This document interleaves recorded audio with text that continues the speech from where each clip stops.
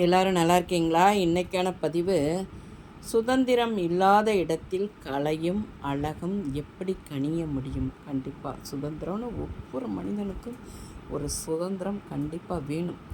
அதை யாரும் தட்டி பறிக்கக்கூடாது அந்த சுதந்திரத்தை. ஆனால் இதுக்கு நான் ஒரு பாட்டு சொல்கிறேங்க. பாடல் கவிஞர் வைரமுத்து அவர்களுடைய பாடல். படம் ரோஜா.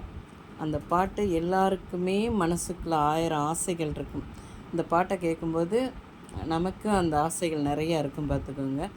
அது என்ன பாட்டுன்னு சொல்கிறேன். சின்ன சின்ன ஆசை, சிறகடிக்கும் ஆசை, முத்து முத்து ஆசை, முடிந்து வைத்த ஆசை, விண்ணிலவை தொட்டு முத்தமிட ஆசை, என்ன இந்த பூமி சுற்றி வர ஆசை, சின்ன சின்ன ஆசை, சிறகடிக்கும் ஆசை, மல்லிகை பூவாய் மாறிவிட ஆசை, தென்றலை கண்டு மாலையிட ஆசை, மேகங்களை எல்லாம் தொட்டுவிட ஆசை, சோகங்களை எல்லாம் விட்டுவிட ஆசை, கார்குழலில் உலகை கட்டிவிட ஆசை, சின்ன சின்ன ஆசை, சிறகடிக்கும் ஆசை.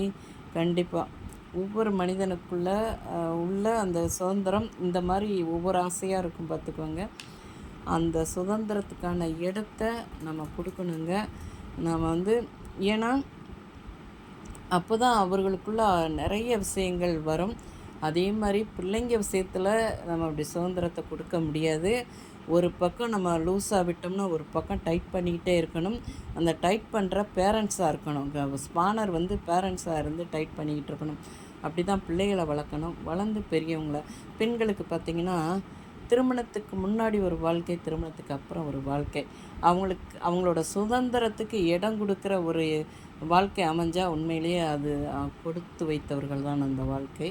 உண்மையில் நாம் எல்லாருக்கும் அந்த சுதந்திரத்தை கொடுக்கணும். அப்போ தான் அந்த வீட்டில் கலையும் அழகும் கனிஞ்சு வரும், பார்த்துக்கோங்க. இந்த பதிவு பிடிச்சிருந்தால் பார்வதி வீட்டு சமையலுக்கு ஆதரவு கொடுங்க. ஓம் சாய்ராம்.